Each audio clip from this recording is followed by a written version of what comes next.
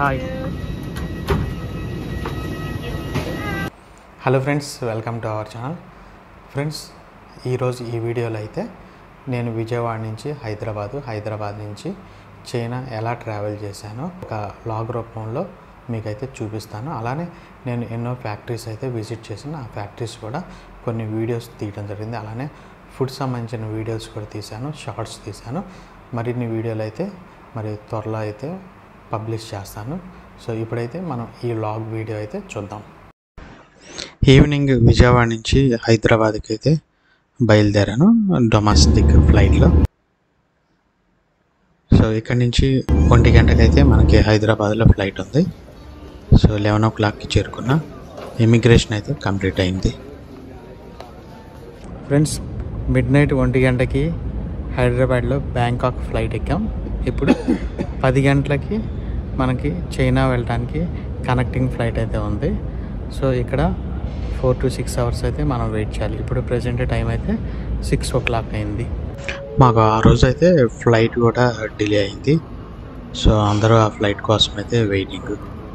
So 2 hours extra wait చేయాల్సి వచ్చింది. So ఫైనల్గా అయితే చోంచింగ్ సిటీ అయితే చేరుకున్నాం. యాక్చువల్గా ఇది మన స్లాంగ్లో అయితే చోంకింగ్ అంటాము, కానీ చైనీస్ అయితే చోంచింగ్ అంటారు, కివుని చీ అంటారు. సో కొద్దిగా డిఫరెంట్గా ఉంటాయి వర్డ్స్ అవన్నీ. సో ఇది అంత పెద్ద ఎయిర్పోర్ట్ అయితే కాదు, కంపేర్ టు అదర్ సిటీస్ కొద్దిగా చిన్న ఎయిర్పోర్టే. ఇక్కడే డొమెస్టిక్ అండ్ ఇంటర్నేషనల్ 2 ఎయిర్పోర్ట్స్ దీంట్లోనే ఉంటుంది. సో ఫ్లైట్ అయితే ఆగింది.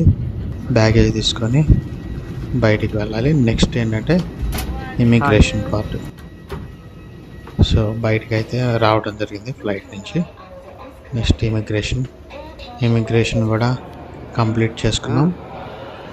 సో మా కోసం అయితే కంపెనీ సేల్స్ మేనేజర్ అయితే వెయిట్ చేస్తూ ఉన్నాడు. సో అతను కంపెనీ సేల్స్ మేనేజర్. యాక్చువల్గా ఏంటంటే వాళ్ళకి ఆ రోజు ఫెస్టివల్ అవుతుంది. ఆ ఫెస్టివల్కి వెళ్ళాలి ఊరు. సో అతను డ్రాప్ అయిపోయాడు. సో మమ్మల్ని హోటల్కి చెక్ ఇన్ చేసిన తర్వాత అతను వెళ్దామని ప్లాన్ చేసుకున్నాడు. ఎందుకంటే సెకండ్ డే కూడా నేను వాళ్ళ ఫ్యాక్టరీ విజిట్ చేయాలి.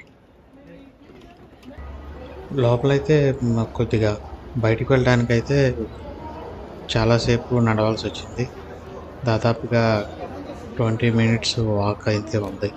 ఎందుకంటే లోపల under ground, basement, first floor, second floor అలా ఉంది. 3rd floorలో పార్కింగ్ అనేది ఉండదు. సో వీళ్ళు ఎక్కడ చూసినా ఎయిర్పోర్ట్లో గ్రీనరీగా పెంచుతూ ఉంటారు. సో పికప్ చేసుకోవడానికైతే కార్ వచ్చింది. సో బ్యాగేజ్ అన్నీ వెనక పెట్టేసాం.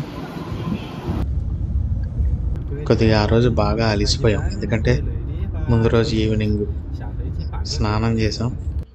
రెండో రోజు నైట్ వరకు ఇంకా స్నానం లేదు, ఏం లేదు. ఫుల్ ట్రావెలింగ్, వెయిటింగే కదా. సో సిటీ అయితే చాలా బాగుంటుంది. ఈ సిటీ ఎక్కువగా దీంట్లో ఏంటంటే కొండలు ఎక్కువగా ఉంటాయి. కొండలు, బ్రిడ్జెస్, తర్వాత నదులు ఎక్కువగా ఉన్నాయి.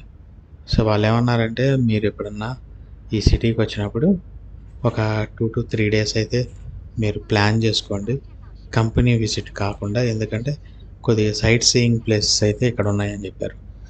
మేమేంటంటే ఒకరోజే ప్లాన్ చేసుకున్నాం. సో ఇప్పుడు ప్రజెంట్ టైం అయితే 6:43 అయింది. సో ఎప్పుడు ఫ్లైట్ 5ంటికి వచ్చింది. 2 hours దగ్గర 1 hour పైనే అక్కడ ఇమిగ్రేషన్ దగ్గర ఉండాల్సి వచ్చింది. వాళ్ళు వేసే ప్రశ్నలు, సమాధానాలు. సో వాళ్ళకేమో ఇంగ్లీష్ అంతగా రాదు. సో ఫైనల్గా హోటల్కి అయితే చేరుకున్నాం. హోటల్ కూడా చాలా బాగుంది ఇది. సో హోటల్ చెక్ ఇన్ చేయాలంటే కంపల్సరీగా చైనీస్ వాళ్ళు ఒకళ్ళు ఉండాలి.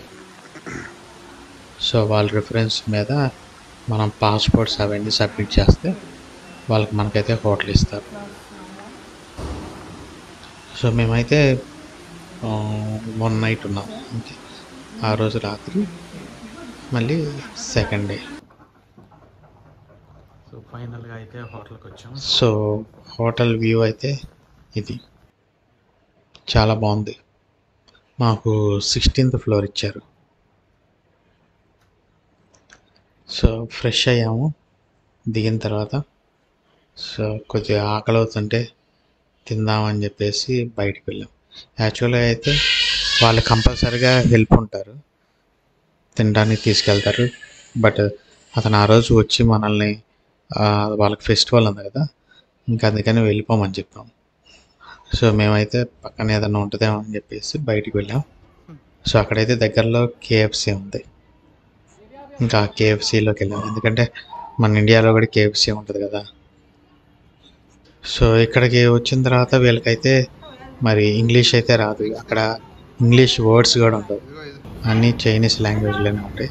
సో వాళ్ళైతే ఒక యాప్ అనేది ఇన్స్టాల్ చేస్తున్నారు. ఆ యాప్లో అయితే కొన్ని ఇంగ్లీష్ వర్డ్స్ ఉంటాయి అని చెప్పేసి ఆ యాప్ ఇన్స్టాల్ చేస్తున్నారు. ఎందుకంటే కేఎఫ్సీలో కూడా వాళ్ళకి పోర్క్, బీఫ్, చికెన్తో పాటు ఉంటాయి. ఈవినింగ్ కొద్దిగా ఫ్రెష్ అయ్యి ఆకలితుంటే తినడానికని వచ్చాము. ఇక్కడ కేఎఫ్సీ ఉంటే కేఎఫ్సీలోకి వచ్చాం. సో ఈ లాంగ్వేజ్ అర్థం కాకపోతే వాళ్ళైతే ఒక యాప్ ఇన్స్టాల్ చేస్తారు. ఇన్స్టాల్ చేసి వాళ్ళు చూపిస్తున్నారు, ఆ యాప్లో నుంచి ఆర్డర్ చేసుకోమన్నారు. సో ఇప్పుడైతే నేను చికెన్ అయితే ఆర్డర్ చేశాను. సో ఆ చికెన్ వచ్చిన తర్వాత మరి ఎట్లా ఇస్తారో చూద్దాం. సో పేమెంట్ అయితే చేసాం, చైనీస్ కరెన్సీ. మేము వచ్చేటప్పుడే $US అండ్ చైనీస్ కరెన్సీ కూడా తీసుకొచ్చాం. సో నెక్స్ట్ ఏంటంటే బ్రెడ్స్ ఏమన్నా తినగలిగే ఉన్నాయా అని చూస్తున్నాము. ఎందుకంటే బ్రెడ్స్లో కూడా పోర్క్ అండ్ బీఫ్ అయితే కలుపుతారు. సో ఏదైనా చికెన్ బ్రెడ్స్ కానీ అటువంటివి ఏమైనా ఉంటే తీసుకుందామని వచ్చాం. సో నెక్స్ట్ అయితే డిన్నర్ అయితే ఫినిష్ అయిపోయింది. సో రూమ్కి అయితే వెళ్తున్నాము, పక్కనే హోటల్ ఉంటుంది. సో ఇది ఈరోజు వీడియో. ఈ వీడియో మీకు నచ్చినట్లయితే తప్పకుండా లైక్ చేయండి, షేర్ చేయండి, సబ్స్క్రైబ్ చేసుకోండి.